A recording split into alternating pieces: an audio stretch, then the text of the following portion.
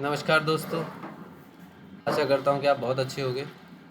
आज मैं फिर एक वीडियो लेके आया हूँ जो कि हमारी वीडियो अब तक जो हमने कवर कर लिया है वो अप्रैल से लेके फरवरी तक कर लिया है। मार्च मंथ जो हमारा बहुत ही मतलब कि जो हमारा फाइनेंशियल ईयर का एंड मंथ होता है ये बहुत ही इम्पोर्टेंट होता है।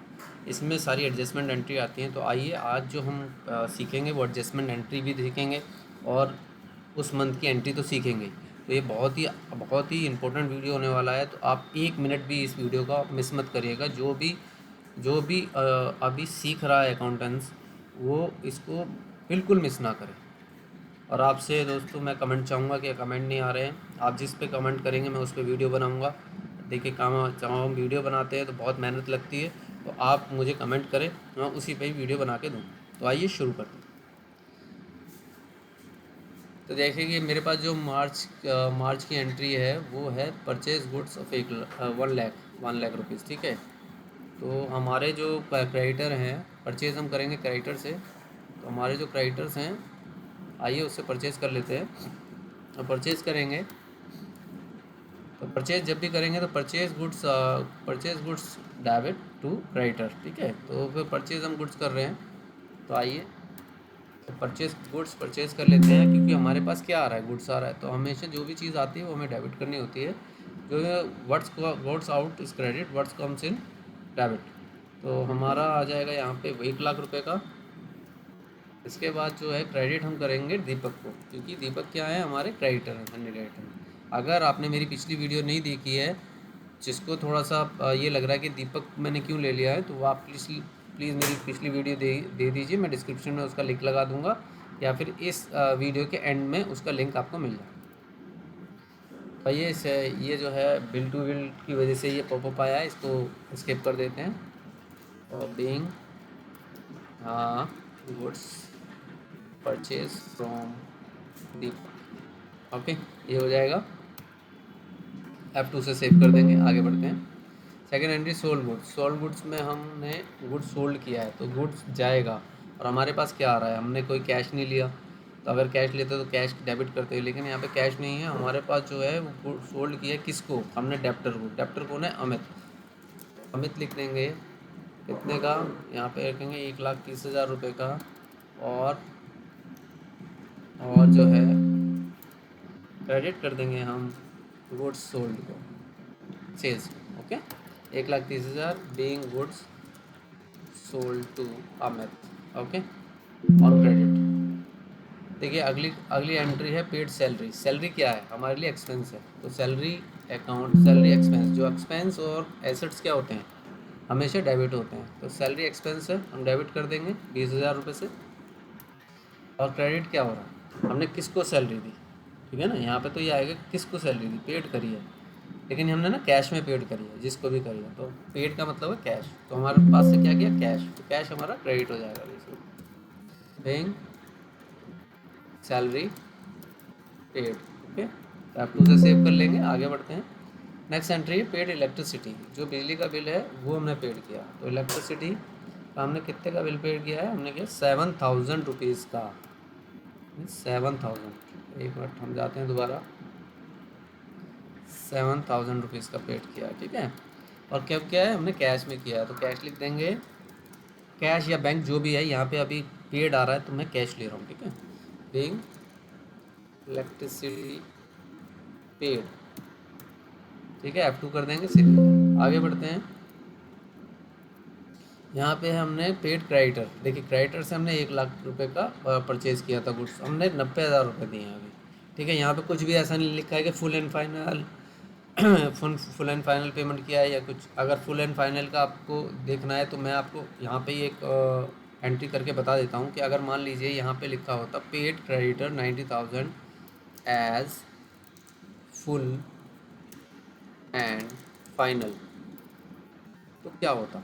तो हम क्या करते, देखिए क्या हमने पेड किया है तो हमारे यहाँ से क्या जा रहा है, कैश। और हमारे पास आ क्या रहा है, क्योंकि हमने क्रेडिटर को क्रेडिट किया था तो हम उसको अब डेबिट कर देंगे। तो हम क्या करेंगे, दीपक को हम डेबिट कर देंगे। कितने से, हम डेबिट कर देंगे फुली, यानी कि हमने उससे कितने का माल लिया था, 1 लाख। 1 लाख रुपये से डेबिट हो जाएगा ये। और हमने उसको क्या दिया, हमने उसको कैश दिया, कितना दिया है, कैश दे रहे हैं 90,000 रुपीज़। देखिए मैं ये एंट्री वो बता रहा हूँ जहाँ पे फुल एंड फाइनल हम 90,000 रुपये उसको देते। अभी हमने 90,000 दिया है लेकिन फुल एंड फाइनल नहीं लिखा हुआ था, ये मैंने लिखा है ये। अगर हम फुल एंड फाइनल में कर रहे होते तो हमने उसको डिस्काउंट दे दिया, मतलब 10,000 रुपये का। तो 10 डिस्काउंट हम कैसे एडजस्ट करेंगे, ठीक है। तो डिस्काउंट हमारे लिए क्या है, हमने जो डिस्काउंट दिया वो तो हमारे लिए एक्सपेंस हो गया, यानी लॉस हो गया। और हमेशा जो expense and losses are debit, है ना। तो डेबिट एक्सपेंसेस एंड लॉसेस, एक सेकेंड, एक्सपेंसेस एंड लॉसेस हो जाएगा हमारा, आपका जो हमारा हमेशा जो लॉस होता है वो हमारा क्या है, यहाँ पे तो लॉस हो रहा है। तो लॉस हो रहा है तो हमारे को कितने का लॉस हो रहा है, 10,000 रुपये का। और हम दीपक को कितना दे रहे हैं, दीपक को तो पूरा हम एडजस्ट ही कर रहे हैं ना पूरा। दीपक के लिए तो 1 लाख रुपये उसको जा रहा है, 1 लाख के लिए। लेकिन हमारे यहाँ से कैश कितना जा रहा है, हमारे यहाँ से कैसे 90,000 रुपये जा रहा है केवल।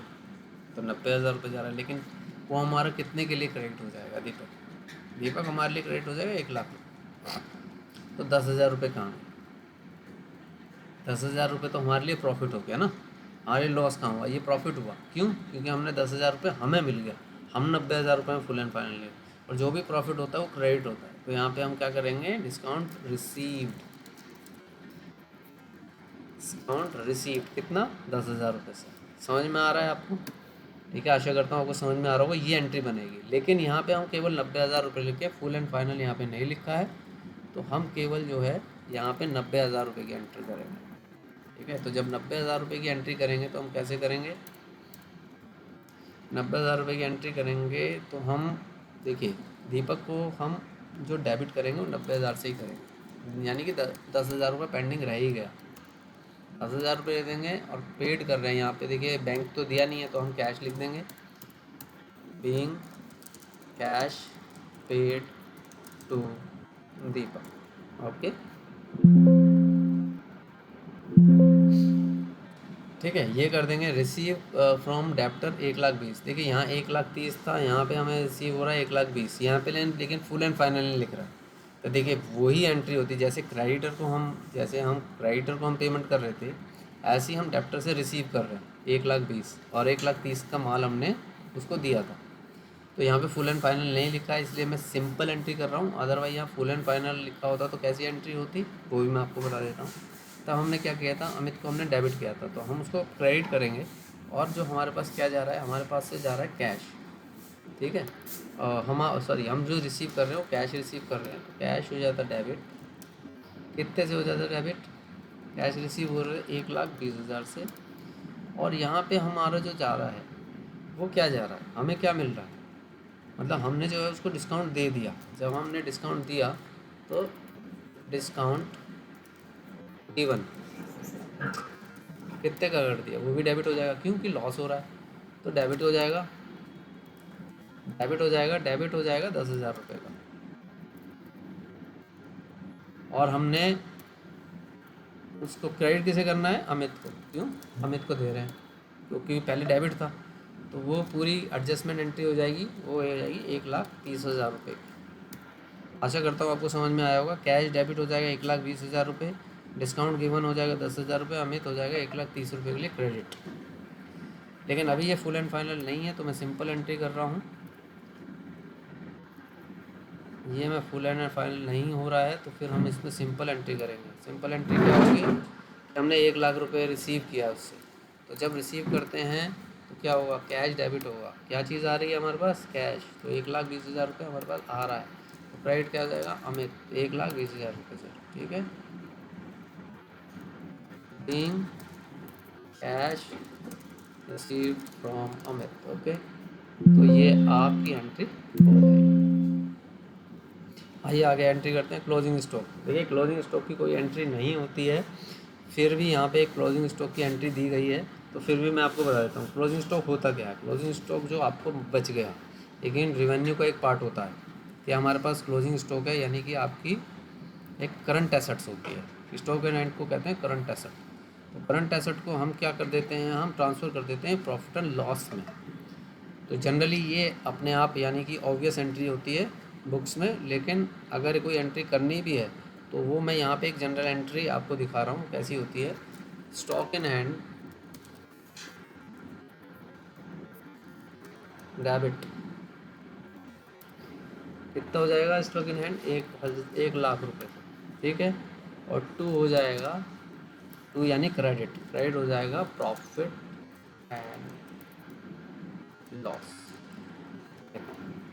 हमने क्या किया, देखिए हमारे पास stock in hand, stock in hand stock क्या हुआ, मैंने आपको बताया स्टॉक हमारी एसेट है, एसेट हमारा डेबिट होती है। तो हमने डेबिट डेबिट थी, लेकिन इसको ट्रांसफ़र कहाँ कर दिया, प्रॉफिट एंड लॉस में, प्रॉफिट एंड लॉस में ट्रांसफ़र कर दिया ना, वहाँ से उठा के।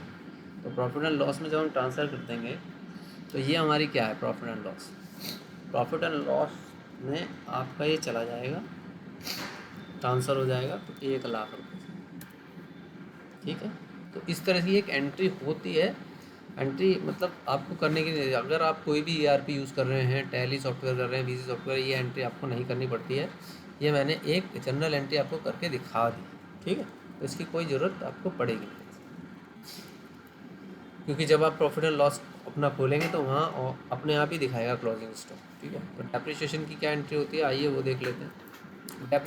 डेप्रिसिएशन होता है जो भी आपकी टेंजिबल एसेट्स हैं, टेंजिबल एसेट जो होती हैं उसमें जो समय के अनुसार, यानी कि समय के अनुसार जो भी आपकी वस्तुओं में जो एसेट्स में डेप्रिसिएशन ह्रास होता है उसको बोला जाता है ओवर ए पीरियड। यानी कि जो उसकी एक प्रैक्टिकल लाइफ है उसको एक उसमें हर साल उसमें जो कमी आती रहती है उसको डेप्रिसिएशन कहते हैं। तो डेप्रिसिएशन एक तरह से ये समझिए आपको कवर अप देता है। कवर अप क्या दे रखा है, आपके प्रॉफिट एंड लॉस के लिए।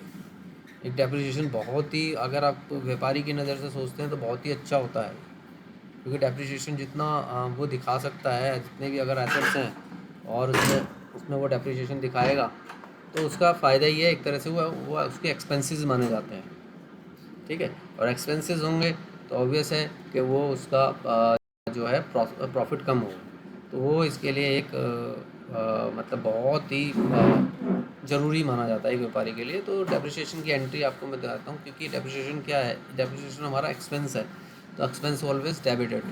तो यहाँ पे 15,000 रुपये किस पे हुआ है, यहाँ पे कोई एसेट नहीं दिया है, ठीक है, लेकिन हम एसेट मानेंगे। देखिए हमने ख़रीदा था फर्नीचर, तो फर्नीचर पे हम मान लेते हैं 15,000 रुपये का हो गया ऑन फर्नीचर,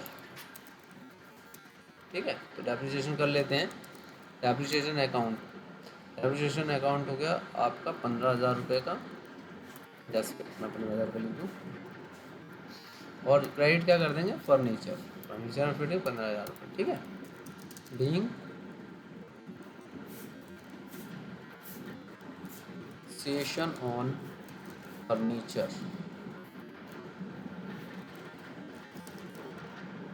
अब तो कर देंगे, सेव कर देंगे, ठीक है।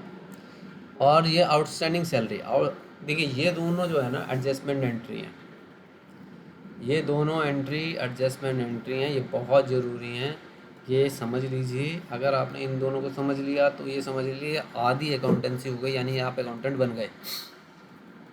अब ये आउटस्टैंडिंग सैलरी है। आउटस्टैंडिंग सैलरी का मतलब होता है कि जो सैलरी बन चुकी है और उसको देना है हमें, यानी कि वो बन चुकी है, अप्रूव्ड हो चुकी है, ठीक है। अप्रूव्ड मतलब आप समझ रहे हैं कि जी कि वो ऑलरेडी मेरे लिए आउटस्टैंडिंग है।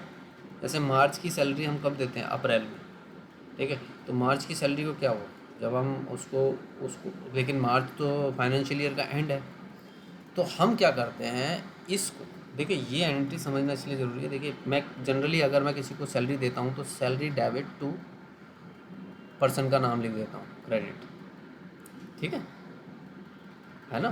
तो कैश कर दिया और नरेशन में लिख दिया, सैलरी डेबिट टू कैश कर दिया और नरेशन में लिख दिया किसको दिया।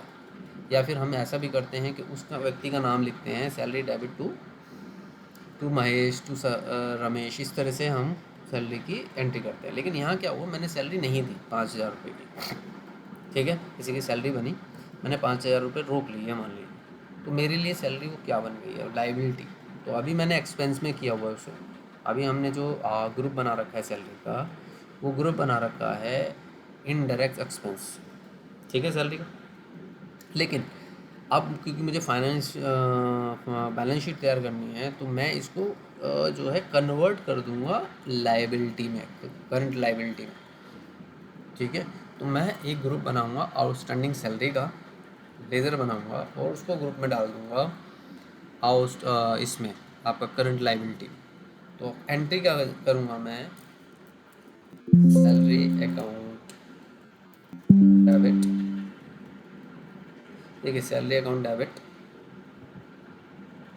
सैलरी अकाउंट डेबिट और टू आउटस्टैंडिंग सैलरी। आप समझ पा रहे हैं, 5,000 रुपये, 5,000, 5,000, ठीक है। तो क्यों, क्योंकि इसका ग्रुप है क्या है, करंट लाइबिलिटी, और इसका ग्रुप क्या है आपका इंडायरेक्ट एक्सपेंसेस।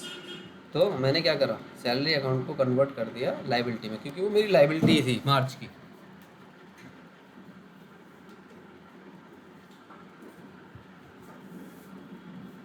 तो आप समझ पा रहे हैं ना क्या मैंने क्यों कन्वर्ट किया है, ठीक है। तो मैंने उसे कन्वर्ट कर दिया है आपका लाइबिलिटी एक्सपेंस को, तो एक्सपेंस को मैंने लाइबिलिटी में कन्वर्ट कर दिया। आइए इसकी एंट्री कर लेते हैं। तो एंट्री जब होएगी तो एंट्री होएगी आपकी, मैं salary account, salary account debit 5,000 रुपये की। देखिए मैं मार्च की बात कर रहा हूँ, एडजस्टमेंट एंट्री की बात कर रहा हूँ। आउटस्टैंडिंग, आउटस्टैंडिंग नहीं बना हुआ है तो हम बनाएंगे। बनाने के लिए क्या है आपकी F3, F3 करूँगा, आउटस्टैंडिंग सैलरी करंट लाइबिलिटी में डालूँगा, ठीक है। F2 कर दीजिए, तो 5,000 रुपये, ठीक है। Being salary outstanding for the month of March 26, ठीक है। F2 कर देंगे, सेव कर देंगे। आइए प्रीपेड इंश्योरेंस, प्रीपेड नाम से ही जाहिर है कि प्रीपेड कर दिया है, ठीक है। तो प्रीपेड होता क्या है, प्रीपेड का मतलब पहले दे देना। अगर आप कोई मोबाइल रिचार्ज करते हैं तो उसमें क्या होता है कि मैंने प्रीपेड चार्ज करवा दिया, प्रीपेड। अब देखा ना, प्रीपेड चार्ज करवाया, प्रीपेड का मतलब होता है कि पहले ही चार्ज करवा दिया मैंने पैसे, मतलब उसको यूज़ नहीं किया, उसकी सर्विस को अभी मैंने यूज़ नहीं किया, यानी कि मैंने जितने का रिचार्ज करवाया है उसको तो मैं बाद में यूज़ करूँगा, पैसे पहले दे दिए इन एडवांस, एडवांस समझ लीजिए। अब यहाँ पे क्या है, प्रीपेड इंश्योरेंस, यानी इंश्योरेंस था कोई, उसका मैंने प्रीपेड कर दिया 2,000 रुपये। आप समझ रहे हैं, यानी कि कोई इंश्योरेंस है, मैंने 1 साल के लिए करवाया जो कि जून में ख़त्म हुआ, लेकिन मार्च में मेरा फाइनेंशियल ईयर ख़त्म हो रहा है, तो 2 महीने का जो है, ये 2 महीने का मैंने एक्स्ट्रा दे दिया ना पैसा। मैं आपको कैलकुलेट करके दिखाता हूँ। मान लीजिए 12,000 रुपये है किसी का, 12,000 रुपये की मेरी इंश्योरेंस है, ठीक है। ये मैंने जून में कराई है, जून 25 में, तो 12 महीने कब होंगे, मई 25 तक, ठीक है। मई 25 तक होगा 1 साल, 12,000 रुपये ले लिए, यानी अगर मैं इसे 12 से डिवाइड करूँ तो ये 1,000 प्रति माह जा रहा है, पर मंथ, ठीक है। लेकिन मार्च में मेरे जाके जो है फाइनेंशियल ईयर क्लोज हो जाएगा। अगर मैं जून से लेकर मार्च करूँ तो ये बनते हैं आपके 10 महीने, 2 महीने अप्रैल और मई नहीं आएगा इसमें, तो 10 महीने का तो वो काट लेगा। तो 10 महीने की मैंने दिखा भी दिया इंश्योरेंस, क्योंकि उसकी सर्विस भी मुझे मिल गई, मान लीजिए मैंने तो उसके भाई उस तरह से तो मैंने ले ही ली सर्विस। तो क्या होगा इसमें, क्या होगा कि आप इंश्योरेंस जब मैंने ली थी, इंश्योरेंस डेबिट टू कंपनी को कर दिया था, कर दिया था ना, उस कंपनी को कर दिया था, उस कंपनी को आपने, भाई इंश्योरेंस क्या होती है, इंश्योरेंस आपको पहले ही देते हैं, है ना, एडवांस में देते हैं इंश्योरेंस तो। इंश्योरेंस आप अगर पहले देते हैं तो इंश्योरेंस एडवांस हो गई, तो वो आपके लिए इंश्योरेंस जो है वो कोई भी आप अगर एडवांस में दे रहे हैं तो वो आपके लिए एसेट है, और जिस कंपनी का इंश्योरेंस ले रहे हैं उसके लिए वो लाइबिलिटी है। तो वो हमेशा लाइबिलिटी में दिखाएंगे, और आप अपना इंश्योरेंस को दिखाएंगे एसेट्स में।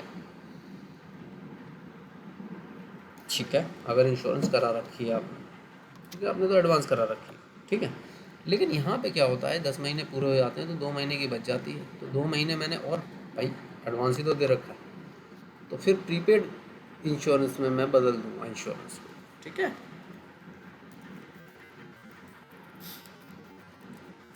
इंश्योरेंस अकाउंट डेबिट 2000 रुपये, किसमें, प्रीपेड में। और प्रीपेड इंश्योरेंस क्या है, इसका जो ग्रुप रहेगा वो क्या रहेगा, एसेट। ये आपकी एसेट होती है, अगर कोई भी चीज़ प्रीपेड दी जाती है, एडवांस दी जाती है, वो एसेट होती है, ठीक है। तो प्रीपेड इंश्योरेंस हो गई मेरी एसेट, कि मैंने पहले ही दे रखा है जी इसका, ठीक है। तो ये आपका 2000 रुपये हो गया। देखिए अकाउंट्स को फाइनलाइज कर रहा हूँ मैं, तो ये एडजस्टमेंट एंट्री करनी ज़रूरी है ना। तो अब मैं यहाँ पे आऊँगा, इंश्योरेंस करूँगा, इंश्योरेंस पेड 2000 रुपये, यहाँ पे प्री पेड कर दो, प्री पेड नहीं है, बना लेंगे, आप प्री करेंगे फ्रेंड्स, कितना, एसेट में, इसमें जाइए करंट एसेट्स में, टू कर देंगे, सेव कर देंगे, being paid insurance for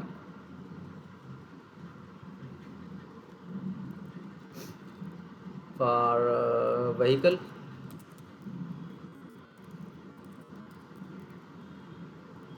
of ₹2000, ये एंट्री कर देंगे। तो ये सारी हमने एंट्री करी है। आइए एक बार ट्रायल बैलेंस कर लेते हैं, ट्रायल बैलेंस देख लेते हैं। तो ट्रायल बैलेंस में हम जाते हैं, ट्रायल बैलेंस में गए, क्लोजिंग देखकर, close only, yes all accounts बराबर आ रहा है। देखिए ट्रायल बैलेंस हमेशा हमें देखना पड़ता है, ट्रायल बैलेंस अर्थमेटिक मिस्टेक्स के लिए होता है। अर्थमेटिक मिस्टेक्स क्या हो गई कि दोनों साइड, हम डबल एंट्री सिस्टम को फॉलो करते हैं, तो दोनों साइड, क्रेडिट साइड और डेबिट साइड दोनों इक्वल होनी चाहिए। ख़ास तौर पे आप कैश और बैंक को जरूर देखें, कैश आपका जो है माइनस में नहीं जाना चाहिए, और बैंक में माइनस में नहीं जाना चाहिए। माइनस का मतलब क्रेडिट में नहीं होना चाहिए, हमेशा डेबिट में होना चाहिए, ये ध्यान रखिएगा। दोनों ही हमारी एसेट हैं, करंट एसेट्स, तो हमारा हमेशा डेबिट में होना चाहिए। एसेट्स हमारे डेबिट होंगे, एक्सपेंसेस हमारे हमेशा डेबिट होंगे, ठीक है। अगर वो क्रेडिट में आ रहे हैं तो देखिए वो क्रेडिट में क्यों आ रहे हैं। अगर क्रेडिट में आ रहे हैं तो कुछ गलती है, कैश कभी माइनस में तो हो नहीं सकता, आप समझिएगा। कभी ऐसा होता है कि आपका बैंक बैलेंस जीरो से माइनस में चला जाए, हो सकता है जब आपने जो है आपने जो ओवरड्राफ्ट की फैसिलिटी ले रखी हो, तब हो सकता है, अदरवाइज़ ऐसे माइनस में नहीं जाता है आपका बैलेंस, ठीक है। तो ये आपने सीखा आज, ये हमारे बिल्कुल ठीक है। अब एक फाइनल प्रॉफिट एंड लॉस भी देख लेते हैं। आइए देखिए, ओपनिंग बैलेंस नहीं था क्योंकि हमने इसी साल अपना बिजनेस चालू किया था, परचेज़ किया था 12,80,000 का, क्लोजिंग स्टॉक 2 लाख का है, सेल करिए 6,92,000 की, इनकम कुछ नहीं है, लॉस हो रहा है 3,88,000 रुपये का, ग्रॉस लॉस। ग्रॉस लॉस के बाद हमने एक्सपेंसेस, इनडायरेक्ट एक्सपेंसेस हैं 3,72,000 रुपये के, और इनकम हुई है हमने इनडायरेक्ट 60,000 रुपये की, जो कमीशन हमने कमाया था शायद, और नेट लॉस आ रहा है 7,05,000 का। तो यानी कि हमारा जो नेट लॉस जा रहा है, आइए हमने यहाँ से पता कर लिया नेट लॉस है। बैलेंस शीट में जाते हैं,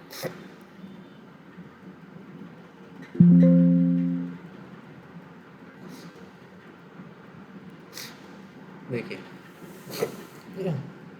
ये हमारी बैलेंस शीट देखिए 7,05,000 की है। फिक्स फर्नीचर 15,000 रुपये का था, देखिए यहाँ पे 15,000 रुपये का, ठीक है। अब ये माइनस में आ रहा है। अब ये माइनस में क्यों आ रहा है? देखिए कैश इन हैंड माइनस में, स्टॉक है 2 लाख का, डेप्टर भी माइनस में, डेप्टर माइनस में चले गए, प्रीपेड इंश्योरेंस माइनस में हो गई है। देख रहे हैं आप? प्रीपेड इंश्योरेंस क्या है? प्रीपेड इंश्योरेंस हमारी माइनस कर दिया उसने, डेप्टर भी माइनस में कर दिए। डेप्टर माइनस में क्यों हो रहे हैं? देख, आइए देख लेते हैं। अमित अमित से हमने, अमित क्रेडिट में चला गया जबकि डेप्टर है, तो यानी हमने पेमेंट इसको ज़्यादा कर दी। देखते हैं।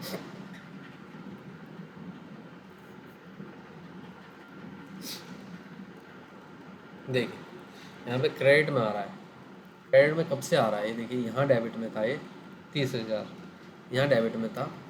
उसके बाद इसने जो है, हमने जो है इसको, ये फिर पेमेंट हो गई, यहाँ ये क्रेडिट में चला गया, हमें डेबिट में होना चाहिए। इससे फिर हमने जो है कैश रिसीव कर लिया 75,000 रुपये, ये क्रेडिट में चला गया।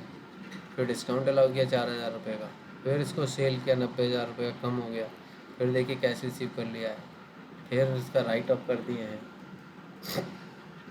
4,000 रुपये के, कैश फिर रिसीव कर लिया है, सेल 70,000 रुपये का, फिर कैश रिसीव कर लिया, फिर दिया है, फिर कैश रिसीव कर लिया।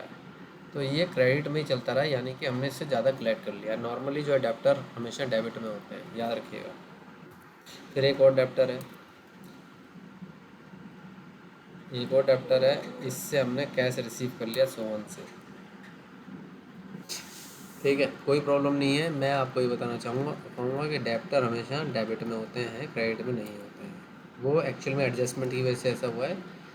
अच्छा ये देखिए, एक इंश्योरेंस पेड जो मैंने किया है, प्रीपेड, प्रीपेड है, तो ये माइनस में होना लाजमी है, कोई प्रॉब्लम नहीं है, ठीक है। ये माइनस में आ रहा है क्योंकि प्रीपेड इंश्योरेंस हमारा एसेट है, ठीक है। तो ये माइनस हो रहा है एसेट्स में से, वो माइनस हो ये प्रीपेड में गया है, ठीक है। तो जनरल देखिए इंश्योरेंस पेड है और क्रेडिट में आ रहा है,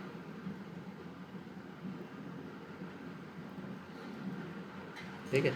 हमारी लाइबिलिटी नहीं है, ये करंट एसेट्स है, करंट एसेट्स में ही आ रहा है। तो करंट एसेट्स अगर माइनस में चली गई है, हाँ देखिए करंट एसेट माइनस में क्यों गई है? क्योंकि इंश्योरेंस को मैंने कहाँ लिया है, इंश्योरेंस हमारी एसेट्स में आई होगी, उसमें एक्सपेंसेस में। अब ये मैंने उसको कन्वर्ट कर दिया आपके करंट एसेट्स में। करंट एसेट्स में ये माइनस में आ रहा है, एक्सपेंसेस।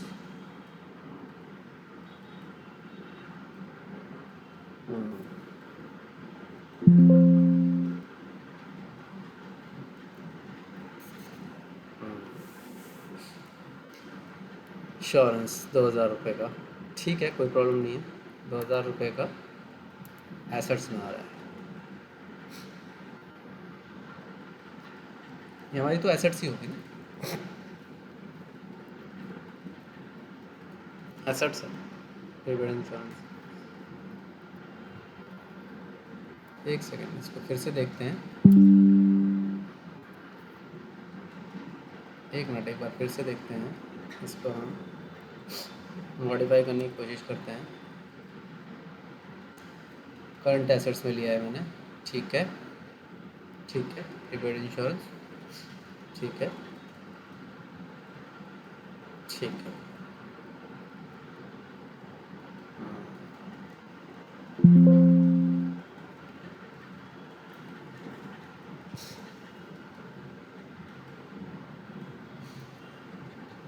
एक सेकेंड, इसको हम देखते हैं किसमें है, एक्सपेंसेस एंड डायरेक्ट एक्सपेंसेस में, ठीक है।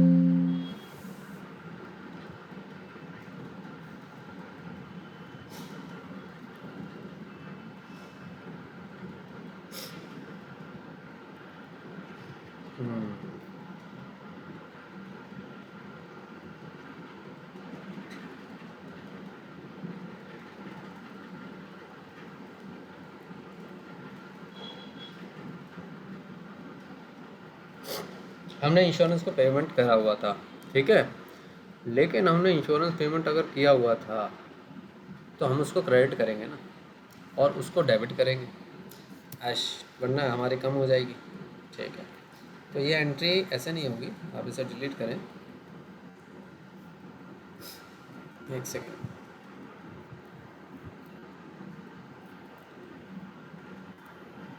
ये एंट्री हमारी होगी प्रीपेड इंश्योरेंस, क्रेडिट में होगा इंश्योरेंस पेड। ठीक है, आपको मैं अभी बताता हूँ कि किस तरह क्यों हुआ ये ऐसा। अब देखिए, अब 2000 रुपये आ गया ना, सही।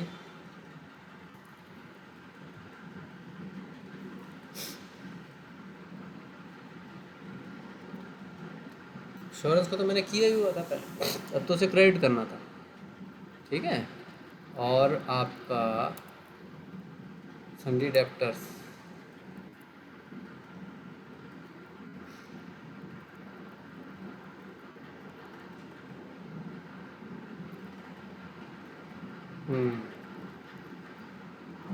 इसमें एडजस्टमेंट होगा। ठीक है, तो ये आपकी एंट्रीज हो गई। आशा करता हूँ ये एंट्री आपको पसंद आई होगी और आप समझ पाए होंगे कि हमारे को एडजस्टमेंट एंट्री किस तरह से करते हैं।